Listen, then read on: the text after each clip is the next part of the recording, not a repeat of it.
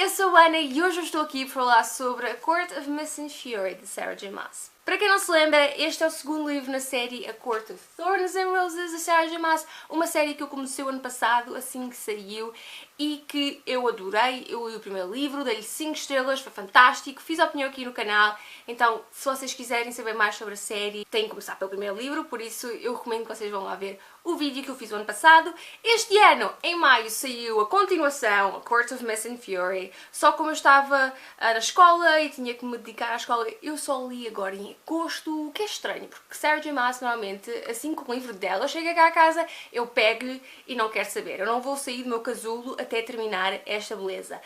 Este ano foi um bocadinho diferente. E continua a ser, porque eu ainda não li Empire of Storms. Mas pronto, hoje eu estou aqui para falar sobre A Court of Mist and Fury e, ai meu Deus, a sério, eu não acredito que eu demorei tanto tempo a ler este livro porque foi fantástico. Eu dei-lhe 5 estrelas, obviamente. O ano passado também dei 5 estrelas a Court of Thorns and Roses, mas eu sinto que foi um 5 estrelas diferente daquele que eu dei o ano passado. Porque este ano o livro está bem mais completo, eu não tive pequeninos problemas que eu tive o ano passado quando li A Court of Thorns and Roses e melhorou em todos os sentidos.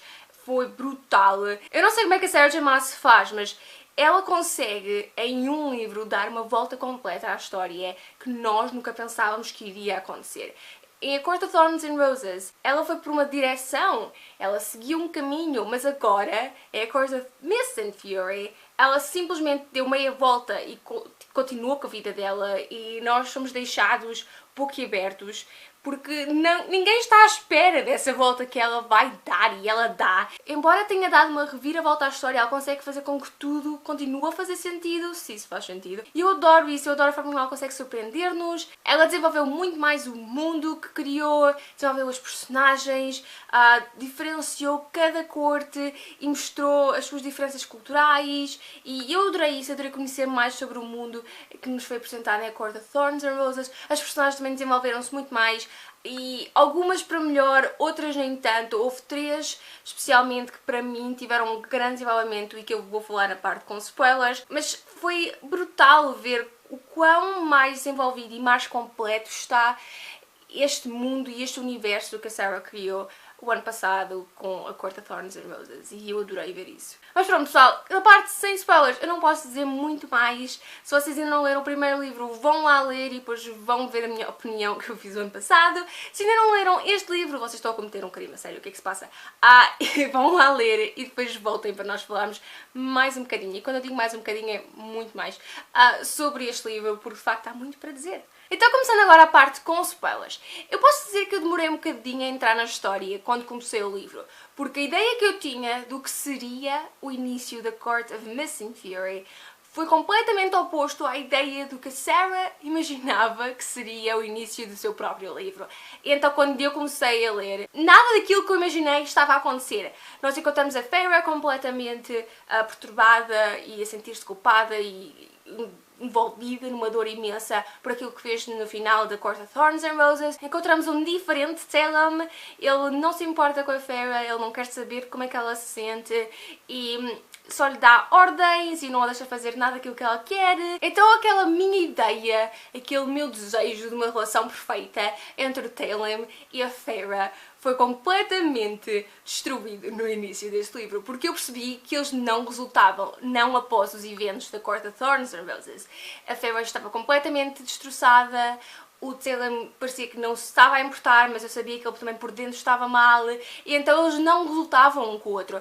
E isso deixou-me um bocado triste, e depois fiquei irritada, porque o Talem comportava-se como um completo idiota, e depois houve cenas que a minha raiva chegou a certos níveis que eu sinceramente nunca pensei que chegariam. Ele tentou impedi-la literalmente de sair de casa, e fechou lá dentro.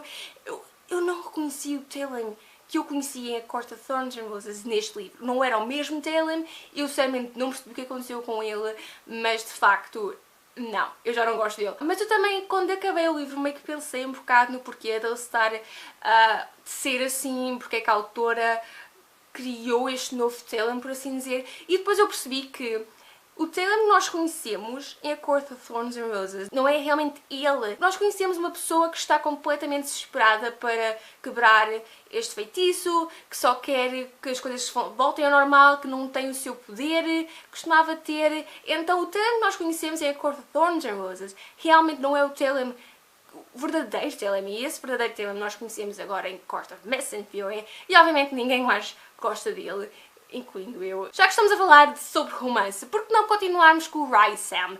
Se vocês viram o meu vídeo, a minha opinião da Court of Thorns and Roses, vocês lembram-se que eu odiava o Rysam, eu achava que ele era uma pessoa nojenta. No entanto, neste livro nós conhecemos o verdadeiro Rysam. Nós percebemos que ele não é o sujeito que se fez parecer no primeiro livro. Eu até tinha razão em não gostar do Rysam no primeiro livro, porque no primeiro livro ele realmente comportou-se como um idiota, como um nojento, como uma pessoa bastante repugnante.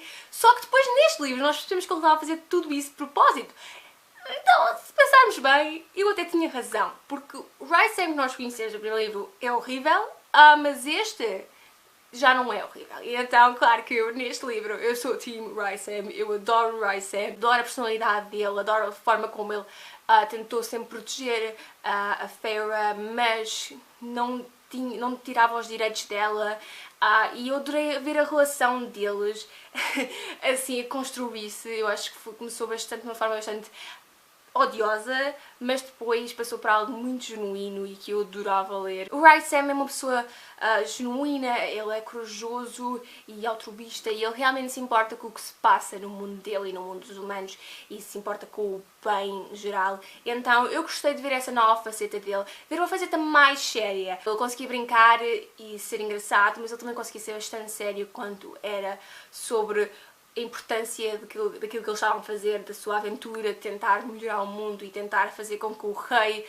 não consiga aquilo que ele queria. E então eu gostei muito de ver essa faceta dele e, obviamente, que eu estou apaixonada. E eu ainda nem mencionei o facto de ele ser completamente sexy. A sério, aquele rapaz, eu adorei-o. E eu adorava as cenas quando a Feyre e o Rysam mandavam assim aqueles bilhetinhos. Eu também adorava quando eles conseguiam sentir-se através da ligação mental, daquele vínculo que eles tinham um com o outro. Eles conseguiam sentir o que se passava de errado, onde eles estavam, ou sei lá, coisas assim. Eu adorava ver isso porque era uma ligação que ninguém tinha. E então, se alguma coisa acontecesse com a Feyre, o Rysam sabia onde encontrar e sabia o que se passava com ela, e se fosse ao contrário, o mesmo acontecia, e eu gostei tanto de ver isso. E quando nós descobrimos que eles têm um vínculo ainda mais importante, assim, um vínculo de, sei lá, eu não sei como é que é pôr isto em português, mas tipo, de companheira, que a Feyre é a alma gêmea do Rysam, e o Rysam é a alma gêmea da Feyre, e eles têm este vínculo que ninguém consegue destruir. Quando nós descobrimos isso, a minha mente explodiu. Então quando nós descobrimos que o Rysam já sabia que ele é mate, eu não quero dizer companheiro, porque sinceramente companheiro parece que não é aquilo que... Não significa o mesmo que mate. Mas pronto, quando nós descobrimos que ele é basicamente a alma gêmea da Feyre, que ele já sabia antes mesmo dela ser levada pelo Talon, o meu cérebro parou durante um minuto para tentar introduzir a nova informação na minha cabeça e processá-la. Porque de facto isso mudou completamente todos os eventos da Court of Thorns and Roses, porque antes mesmo da Feyre conhecer o Rysam, ele já sentia, ele já conseguia vê-la de vez em quando.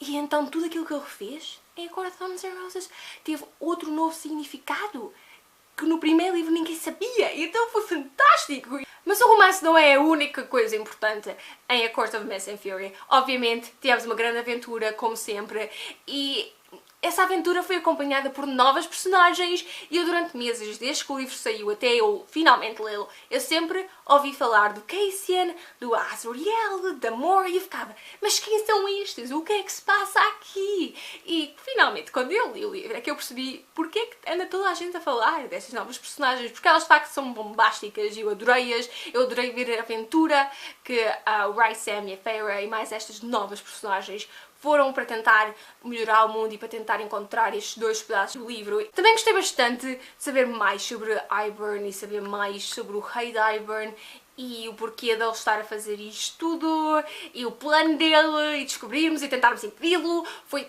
tão mas tão bem pensado pela Sarah, a sério. Eu sinceramente não sei como é que ela vai buscar estas ideias todas para estas histórias, mas ela consegue fazer com que as coisas encaixem tão bem umas em cima das outras. Eu também gostei bastante de ver os poderes da Feyre. Eu sinceramente não pensei que ela pudesse ficar com todos os poderes de todos os High Fae que a construíram, por assim dizer, mas foi bestial ver como ela conseguia dominar o fogo, a água, conseguia transformar-se num animal ou numa pessoa, conseguia pôr pensamentos noutras pessoas. Foi tão bom. E depois ela também conseguia teletransportar-se e foi genial, porque cada High Fae tem uma série de poderes que eles só podem, pronto, andar por ali, mas ela não, ela tem todos os poderes deles e é fantástico. E depois, para além disso, quase ninguém sabe sobre isso, então ela é uma bomba para esta explodir. Mas voltando agora um bocadinho às personagens novas, eu adorei o Cassian, eu vou dizer Cassian, talvez, e o Asriel, eu gostei muito deles, de quão amigos eles eram. O Asriel é assim um bocadinho mais misterioso e eu espero que no próximo livro nós descobrimos mais sobre ele. O Cassian já é uma história diferente, eu gostei muito como ele era assim sedutor, mas é um amigalhaço e ele também era engraçado, eu gostava dele. Depois também temos a Morgan, eu adorei-a logo no primeiro instante que ela apareceu. Bom, não no primeiro instante, porque eu não sabia quem ela era, mas depois quando nós descobrimos quem ela é, eu adorei-a. Ela de facto é super simpática, é super querida, mas ainda assim ela consegue ser uma badass, ela é super poderosa e há ali um grande mistério também sobre o passado dela, sobre os poderes dela, que eu gostava muito que descobríssemos mais no próximo livro. E já que estamos a falar sobre alguém que eu gostava de descobrir mais no próximo livro, porque não falámos da Imran? A Imran foi a personagem que eu provavelmente demorei mais tempo a gostar, porque ela não é nada daquilo que eu alguma vez encontrei ou que pensaria que existisse numa série destas. Nós sabemos que ela bebe sangue, mas será que ela é vampira? Será que há vampiros neste mundo? Então se ela não é vampiro, o que é que ela é? Também sabemos que ela é muito antiga, bem mais antiga que qualquer um dos outros personagens principais e que ela é super poderosa. Então eu demorei um bocado a apreciá-la como personagem, mas eu acabei por realmente começar a gostar dela e eu estou super animada para saber mais sobre ela. Também gostei bastante de termos a Nesta e a Aileen no livro. No primeiro livro eu não era grande fã delas, no final houve assim um bocado de progresso entre as irmãs, entre a Feyre, a Nesta e a Aileen, mas eu não era grande fã delas. Neste livro nós temos mais cenas com elas e eu gostei bastante do desenvolvimento delas, gostei bastante de ver o que é que elas fizeram após o fim da Court of Thorns and Roses. Sabemos que a Aileen está noiva e que a Nesta continua a protegê-la como tudo, então eu gostei realmente de ver o progresso delas, especialmente da Nesta. A Nesta foi uma personagem que eu no início não gostei, no primeiro livro, embora tivesse umas melhorias ali no final desse livro, mas ainda assim não há as personagens que eu gostasse. Neste livro, no entanto, ela desenvolveu-se bastante. Eu gostei muito quando ela apoiou a irmã dela e defendeu a irmã dela e as pessoas que vivem no mesma aldeia que ela. Eu gostei muito disso, então eu mal posso esperar para saber o que é que vai acontecer a seguir com elas. Eu sinceramente não quero falar muito em cenas específicas que aconteceram no livro, porque eu sinto que este vídeo já está a ficar bastante grande e eu não quero que fique ainda maior. Mas há uma cena que eu não podia deixar de falar e foi a batalha em Velaris. Ai meu Deus, essa cena foi provavelmente uma das minhas preferidas porque aconteceu tudo aquilo que eu gostava, que eu queria que acontecesse. Não que eu queria que a cidade de Velaris fosse atacada, mas quando eu vi que estava a ser atacada, foi fantástico. Primeiro ninguém morreu. Houve uns minutos ali que eu pensei que o Cassian ia morrer, mas depois correu bem, fantástico.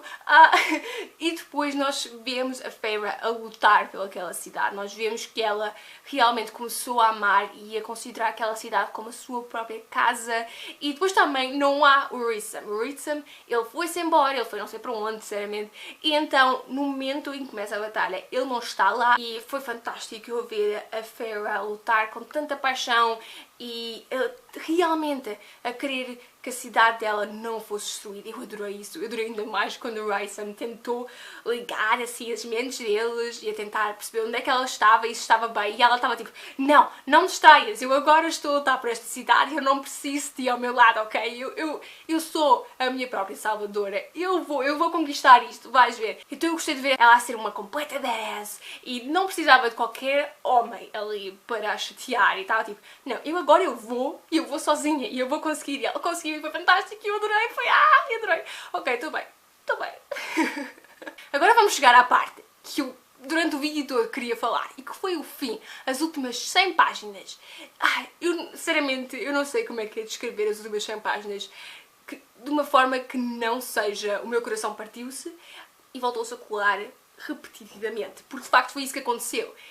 Aconteceu tanta coisa má e depois tínhamos assim uma pequena parte boa e depois má e boa e má e boa. E foi isso durante essas últimas 100 páginas. Então parecia que eu ia ter um ataque cardíaco a qualquer momento. Essas últimas páginas de facto foram bastante complicadas. Porque primeiro nós temos um plano imensamente estúpido. Durante o livro inteiro nós temos planos estúpidos. Mas eles, de alguma forma, eles conseguem resultar. Este, assim que eles meio que pensaram no plano, eu pensei, isto não vai resultar. Já sabemos que não vai resultar. E não resultou. Eles foram apanhados e não conseguiam fugir. Fantástico. Depois o Asriel está em perigo, então de facto não podemos deixá-lo para trás. E de seguida aparece o estúpido Talem e o parvo Lucian, que ainda conseguiram piorar mais as coisas para eles, porque agora o Talem está aliado ao rei de Hybern e o estúpido Lucian não consegue perceber que aquilo já não está bem, que de facto o Talem passou todos os limites e que ele devia afastar-se dele. Não, ele continua ao lado dele. Depois as coisas ainda pioram mais quando as irmãs da Feyre aparecem, elas são obrigadas a tornar-se High Fae e neste ponto do livro quase todas as personagens já estão feridas e a sangrar ou quase perto da morte, então nós começamos a pensar como é que isto vai acabar, porque de facto neste momento parece que não vai acabar bem. E nós começamos a pensar, isto não pode piorar mais, mas é então que as coisas pioram mais, é nesse momento que as coisas pioram, quando o estúpido rei de Hybern, ele quebra o vínculo entre a Feyre e o Rhysand. Não! Não! Não! Eu não estou pronta para isto! Não! Não! Isto foi a minha alegria durante as 700 páginas! Eu não posso! Não! Eu não consigo viver assim! Não! Como é que eles vão comunicar agora? Como é que eles vão ter aqueles diálogos super sexy, telepáticos? E como é que ele vai saber quando ela estiver em perigo e quando ele precisa dela ou quando ela precisa dele? E agora o que é que se passa? Porquê, mãe? Porquê? Oh não, não! Estou bem, estou bem. Mas depois nós descobrimos que Sarah esteve a gozar com a nossa cara o tempo inteiro porque, afinal de contas, o Rhysand e a Feyre casaram-se no dia antes ou na noite antes e então ela agora é High Lady da corte da noite, acho que é assim. E para além disso, nós agora temos uma espia na corte da primavera, o que é bom, acho que sim. Se não pensarmos que ela está lá com um malucozinho controlador que é o Talem, ex-namorado obviamente, não, ex-noivo, e com o Lucian que sabe a verdade, porque ele consegue perceber que ela inventou aquela desculpa toda, dizer que estava sob o efeito do Rhysand. Se não pensarmos nisso, até parece bem, até parece um bom resultado, um bom fim para o livro, não é verdade? Mas pronto, sinceramente neste momento eu não sei o que é que eu posso esperar a seguir, porque eu tinha grandes ideias e pensamentos do que iria acontecer na Court of Mist and Fury e como eu já disse, a Sarah J Maas deu uma volta completa neste livro e eu realmente aquilo que eu tinha imaginado não acabou por acontecer. Então eu não sei o que é que eu posso pensar ou prever para o próximo livro, porque de facto eu sinto que nós vamos chegar lá e ela vai dar outra volta completa e ainda assim vai fazer sentido contar a história. Então, não sei. Ainda assim eu espero que o livro seja tão grande como este, porque nós precisamos de um livro gigante para acabar esta série. Eu nem acredito que para o ano esta série já vai terminar. Eu sei que vai haver mais livros nesta série, mas eu acho que o fim dela vai ser mesmo no próximo ano, embora haja um ou outro livro sobre cada personagem, é uma coisa assim. Mas pronto pessoal, é isto. Esta foi a minha opinião sobre a Court of Mist and Fury. Digam nos comentários o que é que vocês acharam quanto ao livro, se gostaram, se não gostaram, quais foram as vossas cenas preferidas e qual é o vosso casal preferido. E para além disso, também neste livro, uma espécie de... não sei, eu sinto que há uns novos casais, talvez, nessa Cassian, Asriel e Aline, talvez, não sei. Eu senti uma química entre esses quatro, não juntos, mas sim, dois separados, pronto. Seria engraçado ver esses novos dois casais, ainda mais agora que a Nessa e a Aline não são humanas, então eu gostaria. Mas pronto, digam nos comentários quais são os vossos casais preferidos. E pronto, vemos no próximo vídeo e adeus!